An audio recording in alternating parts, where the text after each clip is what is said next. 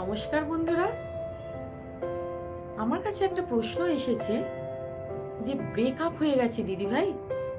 ব্রেকআপের পর উল্টো দিকের মানুষটা তার সঙ্গে বন্ধুত্ব রাখতে চাইছে, সে কি করবে বুঝে উঠতে পারছে না। আমি অবশ্যই কনফিডেন্সিয়ালিটিটা মেনটেন করতেই হবে, তার নাম বলছি না ভিডিওতে, কিন্তু এই সমস্যাটা আমি মনে করি অনেকেরই সমস্যা, কারণ এই কমেন্টে অনেকগুলো লাইক পড়েছে।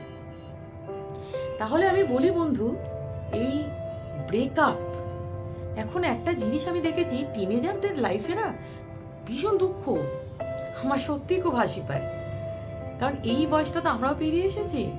টিনেজারদের লাইফে এত রিলেশন আসে, তারা রিলেশনটাকে একটা জোক হিসাবে মনে করে। আমার এটা সত্যি খুব খারাপও লাগে যে আজকের দিনে টিনেজাররা ঠিকঠাকভাবে কি বেড়ে ওঠেনি। রিলেশনটাকে এতই সোজা, তাদের জীবনে ঘন ঘন রিলেশন আসে, ঘন ঘন ব্রেকআপ হয়, এবং প্রত্যেকবার ব্রেকআপ কাটানোর সময় তারা ডিপ্রেশন ফার্স্ট্রেশনে চলে যায়। এই প্রশ্নটা যে আমাকে করেছে সে একটি স্কুলেরই ছাত্রী, ধরতে পারো 18 বছরের কাছাকাছি তার বয়স। তো এই সমস্যা সাধারণত টিনেজাররাই পড়ে, নতুন কিছু নয়। তা ব্রেকআপের পর বন্ধুত্ব রাখা, প্রথমে আমি উত্তরটা বলে দিই, আমার যেটা মনে হয় অবশ্যই নয়, একেবারেই বন্ধুত্ব রাখবে না, এটা আমার কথা। এখন তোমাদের মধ্যে যারা ভিডিও দেখছো, আমার অডিয়েন্স যারা, অনেকে বলবে যে কেন নয়, অনেকে তো বন্ধুত্ব রেখেছে, ভালো আছে। হ্যাঁ, এগুলো প্রত্যেকের নিজস্ব পার্টিকুলার চয়েস থাকে, কিন্তু আমার পরামর্শ যদি শোনো, আমি বলবো অবশ্যই বন্ধুত্ব রাখবে না।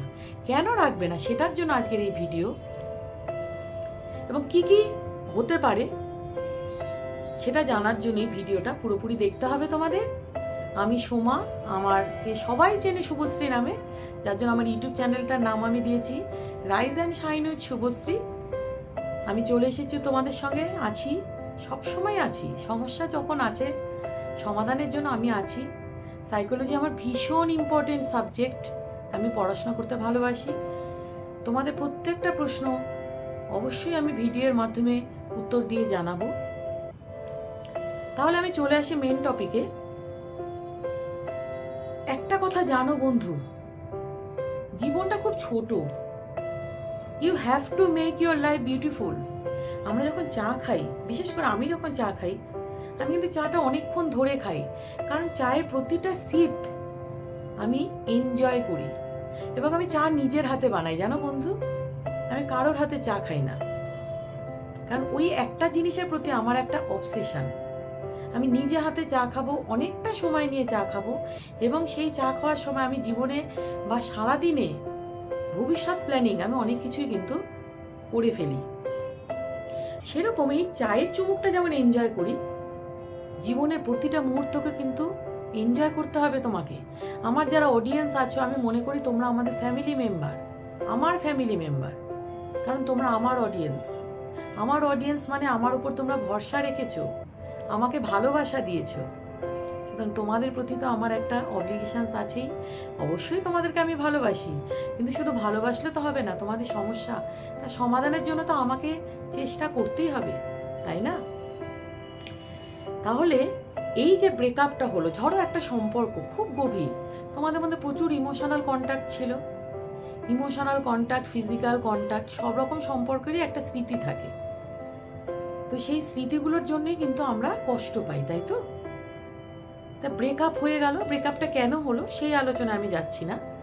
ব্রেকআপটা হওয়ার পর যেটা হবে, আমরা অনেক সময় উল্টো দিকের মানুষটাকে ভুলতে পারি না বলে তার সঙ্গে যোগাযোগ রেখে চলি। তখন সেও হয়তো একই সমস্যার মধ্যে দিয়ে যাচ্ছে, সে বন্ধুত্বের প্রস্তাব দিয়ে দেয় যে ঠিক আছে, এই মুহূর্তে ব্রেকআপ করলাম, তোমার সাথে বন্ধুত্বটা রাখি। কিন্তু এই জিনিসটা খুব খারাপ, আমি বলবো। কেন বাবা, বন্ধুর কি অভাব পড়েছে?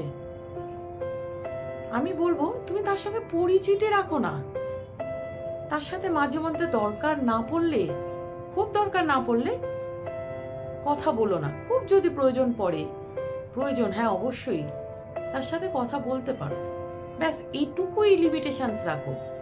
নিজেকে ভালোবাসো, নিজের আত্মসম্মান রাখো। সেই যখন তোমার সাথে ব্রেকআপ করেছে, তুমি তার সঙ্গে বন্ধুত্ব রাখবে এতটাই হেলাফেলা নিজেকে মনে করো না। আর তুমিও যাকে ব্রেকআপ করেছো তাকে বন্ধুত্বের প্রস্তাব দিয়ে তাকে ছোট করো না, নিজেকেও ছোট করো না। বন্ধুত্ব বিষয়টা অনেক বড় জিনিস। সুখে দুঃখে পাশে থাকা, এটাই হচ্ছে বন্ধুত্ব। তোমাদের মধ্যে ভালোবাসাটাই যখন থাকছে না, তখন বন্ধুত্বটা কিসে? ভালোবাসার প্রথম স্টেজ হলো বন্ধুত্ব, তারপরে ভালোবাসা, তাই না? সুতরাং ভালোবাসার পরে বন্ধুত্ব আসে না, বন্ধুত্ব থেকে কিন্তু ভালোবাসা আসতে পারে।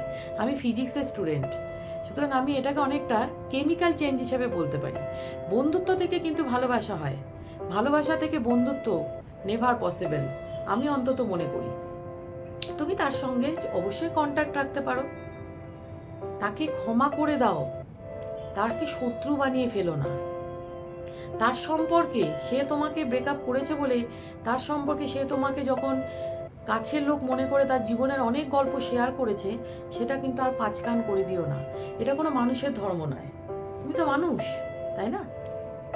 আমরা প্রত্যেকে মানুষ। সুতরাং তার দুর্বলতার সুযোগ নিয়ে সে আমার সঙ্গে খারাপ ব্যবহার করেছে, তার জন্য আমি তার পার্সোনাল লাইফ বা তার অতীতের ঘটনা আমি অন্য কাউকে বলে দিলাম, এই জিনিসটা একেবারেই করব না। তোমরা কেউ করবে না বন্ধু, একেবারেই নয়। প্রথমেই আগে এই জিনিসটা মাথায় রাখো যে তার সম্পর্কে কোনো খারাপ কথা বলবে না। যদি তার সম্পর্কে কোনো গোপন কথা জেনেও থাকো, সেটা তোমার মধ্যে সারা জীবন রাখো। হোক না সে খারাপ, তুমি ভালো হও, আমি ভালো হই। দিনের শেষে জবাবটা নিজেকেই দিতে হয়। উপরে ঈশ্বর আছেন, তিনি তো সব দেখছেন। ঈশ্বরের উপর ভরসা রাখো।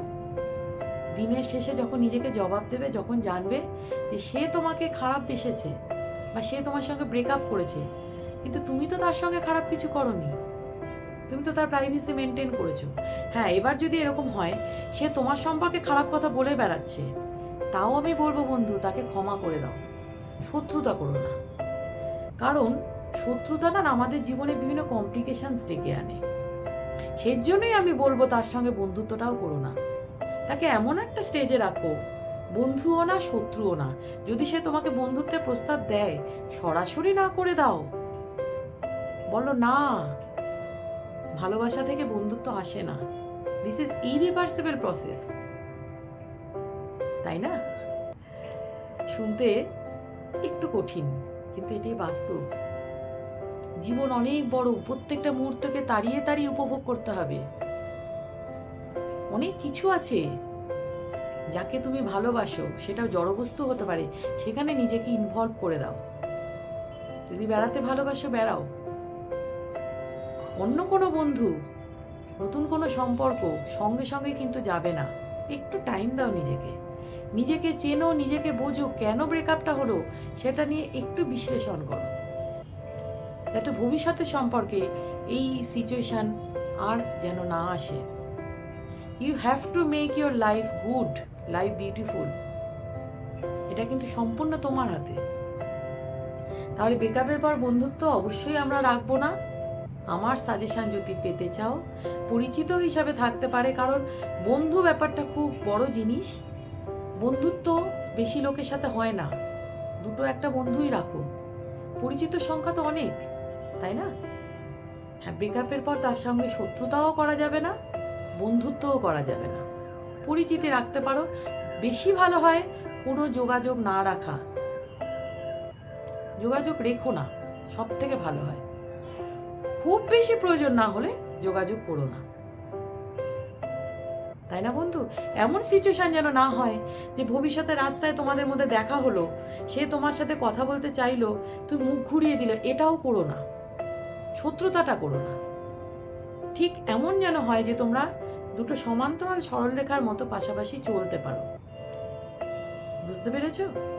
সেই সমান্তরাল সরলরেখা দুটোর মধ্যে যেন কাটাকুটি না হয়, আবার যেন দুটো সরলরেখা মিশেও না যায়, সেটা ভেবে দেখো।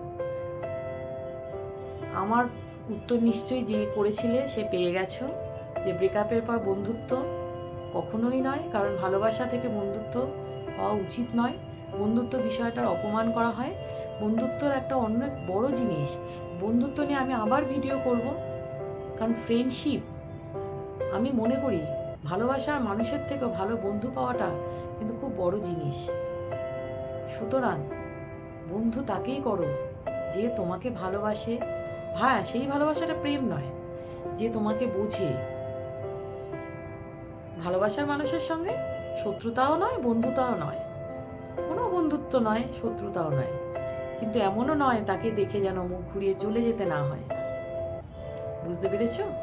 ভালো স্মৃতিগুলো ভালোভাবেই রাখো, তাকে ক্ষমা করে দাও। মনে করো সে যেটা করছে তার ভালোর জন্য করেছে, তুমি যেটা করবে এবার তোমার ভালোর জন্য করবে। আশা করি ভিডিওটা মন দিয়ে শুনেছো। যদি ভালো লাগে অবশ্যই লাইক, কমেন্ট, শেয়ার করে দিও। ইউটিউব ছাড়া অন্য কোনো প্ল্যাটফর্মে যদি তোমরা আমার ভিডিও দেখো অবশ্যই সরাসরি ইউটিউবে চলে যাও এবং আমাকে সাবস্ক্রাইব করে দিও আমার চ্যানেলটাকে। পাশে থাকা বেল আইকনটা অবশ্যই প্রেস করে দিয়ে অল করে দিও, কারণ প্রত্যেক সপ্তাহে আমার ভিডিও আসে। তোমাদের কোনো সমস্যা থাকলে আমাকে অবশ্যই কমেন্ট বক্সে জানিও। আজকে যেমন ভিডিও করলাম, পরবর্তীকালে তোমার সমস্যাও আমি নিশ্চয়ই নিয়ে ভিডিও করার চেষ্টা করব। আজকের মতো এখানেই আসি। ভালো থেকো বন্ধু, তোমরা সকলেই খুব ভালো থেকো। আমার পরিবার তোমরা, আমি মনে করি আমার এখন পরিবারে মোটামুটি 6,000 সাবস্ক্রাইবার হয়েছে। আমি কিন্তু নতুন এসেছি এই চ্যানেলে, মার্চ মাস থেকে চ্যানেল শুরু করেছি, মানে সিরিয়াসলি শুরু করেছি মোটিভেশনাল চ্যানেল। তো এখনই আমার 6,000 সাবস্ক্রাইবার হয়ে গিয়েছে। সুতরাং 6,000 এই বন্ধু, আমি চাই আমার পরিবারকে আরও বড় করতে এবং তোমাদের নিয়ে চলতে। তোমাদের ভালোবাসা পেয়েছি বলে আজকে আমি তোমাদেরকে সঙ্গে পেয়েছি। তোমরা আমাকে আরও ভালোবাসো, আমি চাই তোমাদের ভালোবাসা, এবং আমিও আমার ভালোবাসা তোমাদের উজাড় করে দিতে চাই। ভালো থেকো বন্ধু, সুস্থ থেকো। আজকের মতো এখানেই, পরের ভিডিও নিয়ে আমি খুব তাড়াতাড়ি তোমাদের সঙ্গে চলে আসবো।